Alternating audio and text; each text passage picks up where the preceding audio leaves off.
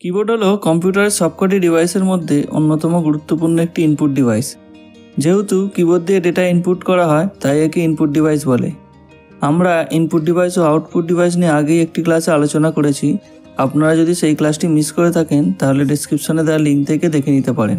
Computer শিখতে গেলে প্রথমে মাউসের ব্যবহার শিখলেও আপনি যদি কিবোর্ডের সঠিক ব্যবহার এবং শর্টকাট কির ব্যবহার শিখে যান তাহলে 80% দ্রুতগতির সাথে কম্পিউটারে কাজ করতে পারবেন। যাই হোক, আজকের ক্লাসে আমরা কিবোর্ড নিয়ে বিশদে আলোচনা করব এবং প্র্যাকটিক্যালি বিভিন্ন কিয়ের ব্যবহার বা কাজগুলি দেখে নেব। একটি সাধারণ কিবোর্ডে 104টি কি থাকে, তবে মাল্টিমিডিয়া কিবোর্ডগুলিতে অনেক বেশি কি থাকে এবং কম্প্যাক্ট কিবোর্ডে অনেক কম কি থাকে। বর্তমানে ছোট ছোট ল্যাপটপগুলিতে কম্প্যাক্ট কিবোর্ড ব্যবহার করা হয় এবং এর কিয়ের সংখ্যা অনেক কম থাকে। কানেক্টিভিটি অনুযায়ী দুই ধরনের কিবোর্ড পাওয়া যায়। এক হচ্ছে ওয়্যারের মধ্যে PS2 কিবোর্ড এবং USB কিবোর্ড পাওয়া যায়, আর ওয়্যারলেসের মধ্যে ব্লুটুথ কিবোর্ড পাওয়া যায়। এছাড়াও আরও অনেক ধরনের কিবোর্ড পাওয়া যায়, যেমন gaming keyboard, mechanical keyboard, membrane keyboard, ergonomic keyboard, virtual keyboard, projection keyboard, wireless keyboard, backlit keyboard, flexible keyboard. এছাড়াও আরও অনেক ধরনের কিবোর্ড পাওয়া যায়, যেমন নর্মাল কিবোর্ড। কিছু কিছু কিবোর্ডে দেখবেন অল্ট জিআর কি থাকে, আবার কিছু কিছু কিবোর্ডে দেখবেন ফাংশন কি থাকে। সব কিবোর্ডেরই একই কাজ, শুধুমাত্র অল্ট জিআর বা FN বা ফাংশন কিয়ের কাজ আলাদা থাকে। যেই কিবোর্ডে দেখবেন FN বা ফাংশন কি থাকে সেই কিবোর্ডে দেখবেন ফাংশন কিয়ের সাথে আরও অনেক কিছু কাজ দেয়া থাকে। এবার আমরা কিবোর্ডে কোন কিগুলোকে কি বলে সেটি দেখে নেব। প্রথমে এসকেপ কি এবং F1 থেকে F12 কিগুলোকে ফাংশন কি বলে। নিচে অ্যালফাবেটিক কি থাকে এবং এর সাথে স্পেশাল কিও থাকে। ডান দিকে হচ্ছে স্পেশাল কি, এগুলিকে অ্যারো কি বা নেভিগেশন কি বলে, এবং এইগুলি হচ্ছে নিউমেরিক। সবচেয়ে বেশি ব্যবহৃত কিবোর্ডের নাম কোয়ার্টি কিবোর্ড। যেহেতু কিবোর্ডে QWERTY পাশাপাশি লেখা থাকে তাই একে কোয়ার্টি কিবোর্ড বলে। এবার আমরা কিছু স্পেশাল কিগুলোকে দেখে নেব, যেমন এটি হলো ESC বা এসকেপ কি, তারপরে ট্যাব কি, ক্যাপস লক, শিফট, CTRL বা কন্ট্রোল কি, অল্ট বা অল্টার বা অল্টারনেট কি, অল্ট জিআর বা অল্ট গ্রাফিক, PRTSC বা প্রিন্ট স্ক্রিন, এবং ছোট করে লেখা থাকে সিস্টেম RQ অর্থাৎ সিস্টেম রিকোয়েস্ট। এরপর আসছি স্ক্রল লক, পজ বা ব্রেক, ব্যাকস্পেস, এন্টার, FN বা ফাংশন কি। এই যে কিটি থাকে এই কিটির নাম হচ্ছে মেনু কি বা অপশান কি। সবথেকে লম্বা যে কিটি থাকে সেটি হচ্ছে স্পেস বার, এবং যেই কিতে উইন্ডোজের সাইন থাকে সেটি হচ্ছে Windows key. Insert, home, end, delete, page up, page down, num lock key বা নাম্বার লক কি। এরপর দেখবেন কিবোর্ডে 3টি লাইট জ্বলে ওঠে। ওই লাইটগুলি ক্যাপস লক অন থাকলে, নাম্বার লক অন থাকলে, স্ক্রল লক অন থাকলে 3টি আলাদা আলাদাভাবে জ্বলে ওঠে। এরপর আসছে ইন্ডিকেটর কি। ইন্ডিকেটর কি হচ্ছে F কি, J কি এবং 5 কি। এগুলিকে কেন ইন্ডিকেটর কি বলা হচ্ছে সেটি হলো, কিগুলিকে ভালো করে লক্ষ্য করে দেখবেন এই কিয়ের সাথে ছোট্ট একটি বাম্পারের মতো বা একটু ওপর দিকে ওঠার মতো অংশ হয়ে থাকে। এটি হাত দিলে আমরা বুঝতে পারি। এই সুইচগুলির কাজ হচ্ছে এইখানে আপনার হ্যান্ড পজিশন ঠিকঠাক রেখে কিবোর্ডের দিকে না তাকিয়ে টাইপ করার জন্য এই কিগুলিতে বাম্পার বা বাম্প দেয়া থাকে, সেই জন্য এই কিগুলিকে ইন্ডিকেটর কি বলে। এবার আমরা প্রতিটি কিয়ের কাজ প্র্যাকটিক্যালি কম্পিউটার স্ক্রিনে দেখব। কিবোর্ডের সমস্ত কিগুলির কাজ মোটামুটি এক্সেল, MS ওয়ার্ড এবং নোটপ্যাডের মাধ্যমেই আমরা দেখে নিতে পারবো। তো আমরা শুরু করছি। প্রথমে আসছি এসকেপ কি দিয়ে। এসকেপ কি কোনো কিছু কমেন্ট বা কোনো কিছু মেনু ক্যান্সেল করার জন্য কাজে লাগে। ধরুন আমি এখানে রাইট ক্লিক করেছি, দেখুন এই যে পপ আপ উইন্ডোটা আসছে এটাকে বন্ধ করার জন্য জাস্ট এসকেপ কি প্রেস করলে এটি ক্যান্সেল হয়ে যাবে। সেরকম ধরুন আমি এখান থেকে এই যে স্টার্ট বাটনে ক্লিক করেছি, এটিকে ক্যান্সেল করার জন্য এসকেপ প্রেস করলে দেখুন ক্যান্সেল হয়ে যাচ্ছে।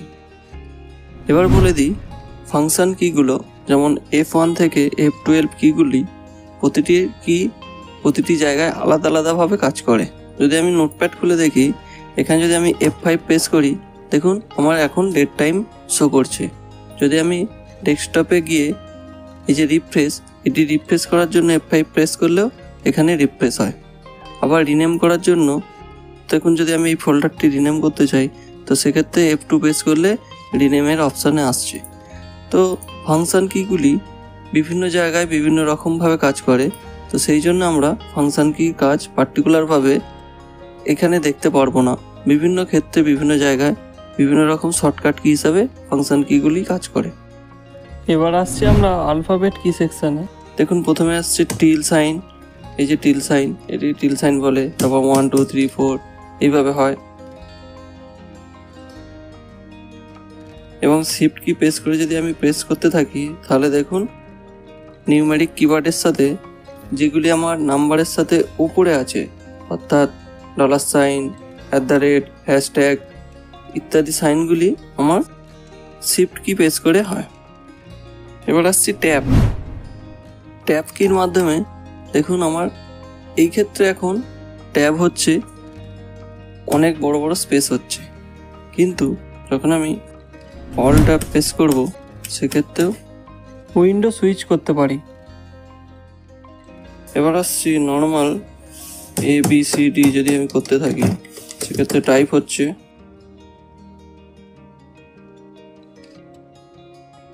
এটিকে ক্যাপিটাল প্রেস করার জন্য ক্যাপস লক অন করে আপনি যাই কি প্রেস করুন না কেন সবই ক্যাপিটাল হিসাবে শো করছে। এছাড়া আপনি যদি ক্যাপস লক অফ করে শিফট কি প্রেস করে এই অক্ষরগুলি প্রেস করতে থাকেন, তাহলে দেখুন ক্যাপিটালে আমার ওখানে টাইপ হচ্ছে। এবার আসছি কন্ট্রোল কি। কন্ট্রোল কি, শিফট কি এবং অল্টার কি, এই কিগুলি একা একা কাজ হয় না। অর্থাৎ এই কিয়ের সাথে যে কোনো একটি কি প্রেস করলে তবেই এই কিগুলির সঠিক কাজ বোঝা যায়। তো কন্ট্রোলের সাথে যদি আমি A প্রেস করি, দেখুন এখন সিলেক্ট অল হয়ে যাচ্ছে। কন্ট্রোল C করে কপি হয়, কন্ট্রোল V দিয়ে পেস্ট হয়। তো কন্ট্রোল দিয়ে আমার বিভিন্ন রকম কাজ করা যায়। এরপর আসছি ফাংশন কি, অর্থাৎ FN। ফাংশন কি যেই কিবোর্ডেই দেখতে পাবেন যে FN বা ফাংশন কি আছে, তার সাথে দেখতে পাবেন ওপরে কিছু না কিছু অ্যাডজাস্ট করাই আছে।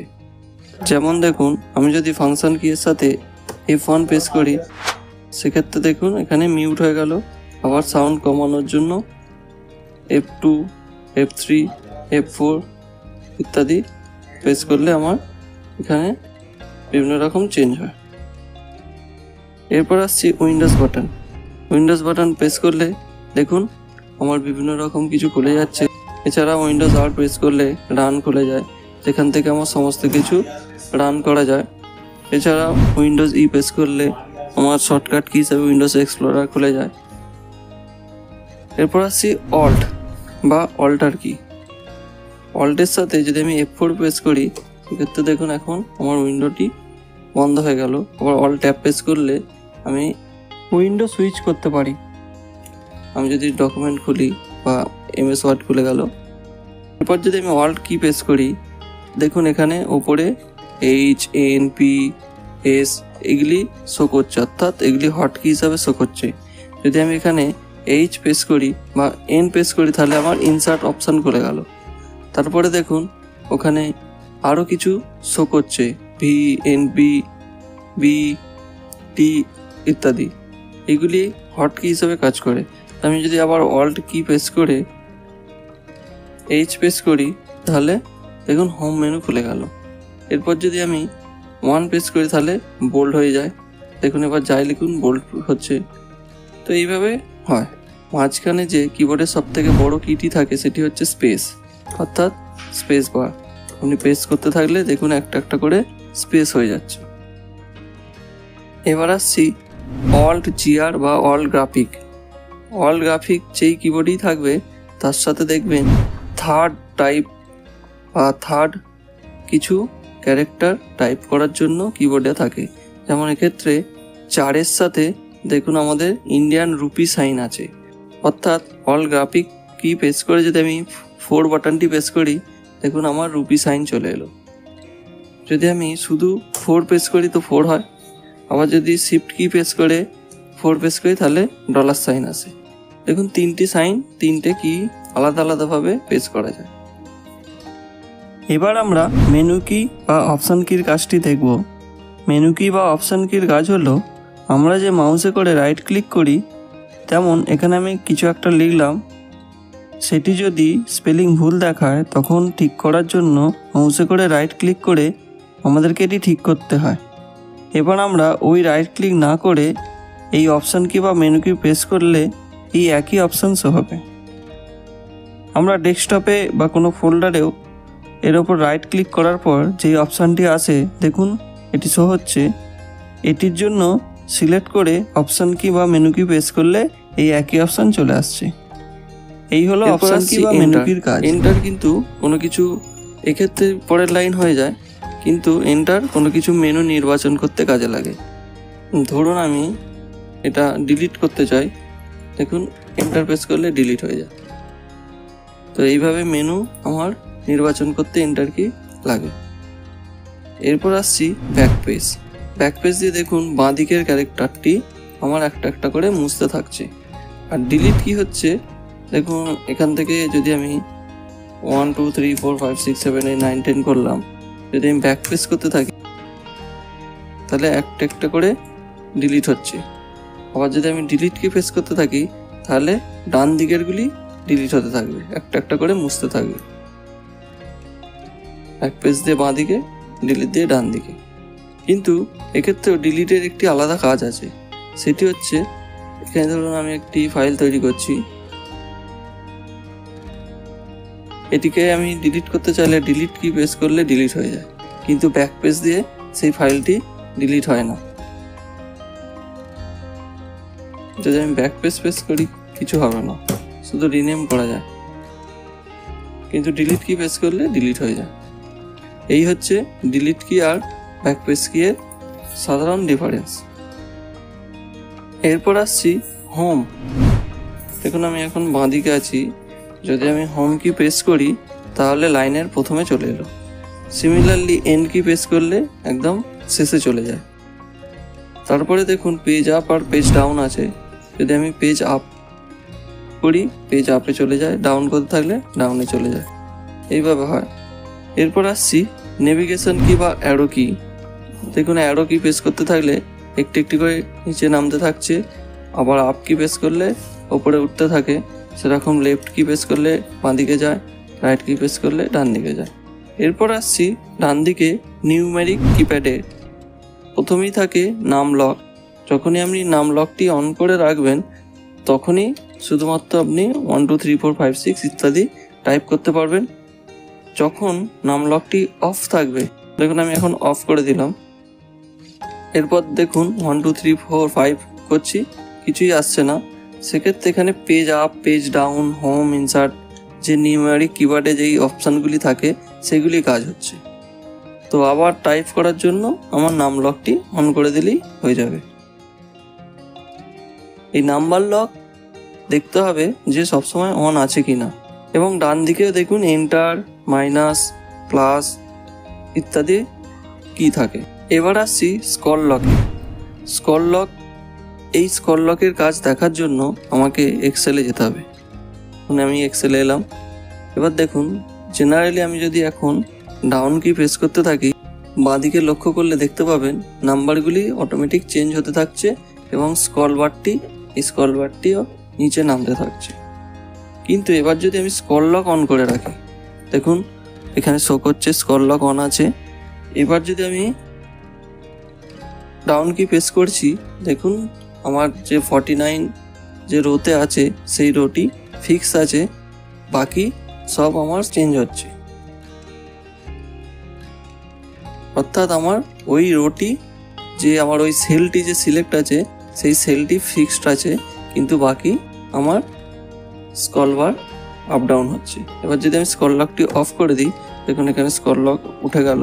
এরপর দেখুন আমার রো চেঞ্জ হচ্ছে। তো এই হচ্ছে স্ক্রল লকের কাজ। এবার আসছি print screen. Print screen press করলে আপনি আপনার স্ক্রিনের যে কোনো সময় যে কোনো কিছু ছবি তুলতে পারে। দেখুন এখন আমার আসছে, আপনি যেরকম সিলেক্ট করবেন সেই হিসাবে ছবি চলে আসবে। দেখুন এখন আমি যেটুকু সিলেক্ট করেছিলাম সেটি আমার সিস্টেমে কপি হয়ে গেছে। এটিকে পেস্ট করার জন্য যে কোনো জায়গায় পেস্ট করতে পারে।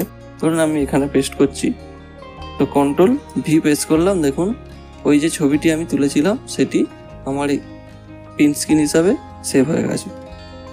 দেখুন পজ বাটনের কাজ দেখার জন্য আমি কমেন্ট বা ডস ওপেন করছি।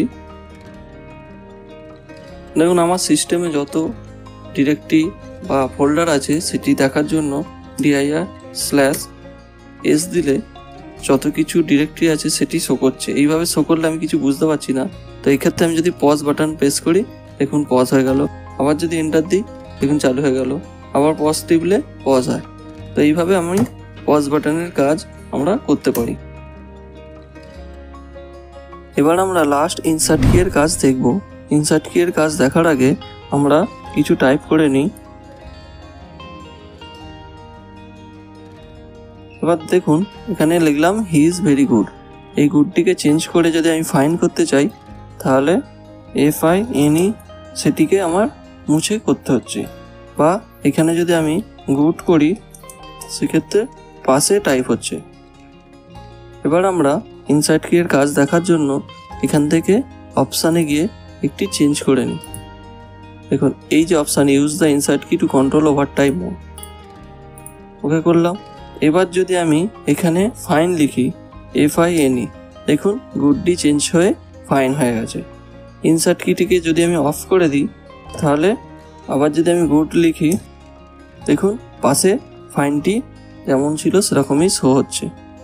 তো আবার যদি আমি ইনসার্ট কিটিকে অন করে দিই, এরপর যদি আমি ফাইন লিখি, দেখুন আবার ওভাররাইট হয়ে যাচ্ছে বা ওভারটাইপ হয়ে যাচ্ছে। তো এইভাবে আমরা ইনসার্ট কি এর কাজ সেট করতে পারি। আজকের প্রশ্নগুলি হলো ব্যাকস্পেস ও ডিলিট কি এর পার্থক্য কী, পজ বা ব্রেক এর কাজ কি, FN বা ফাংশন কি এর কাজ কি, Alt+GR কি এর কাজ কি, ইন্ডিকেটর কি কোনগুলিকে বলা হয়। এই প্রশ্নগুলির সঠিক উত্তর দেওয়ার চেষ্টা করুন এবং আমাদের কমেন্ট সেকশানে কমেন্ট করে বা নিচে দেওয়া মেল আইডিতে মেল করে জানাতে পারেন। আজকের মতো এটুকুই, দেখা হবে পরের ক্লাসে। ধন্যবাদ।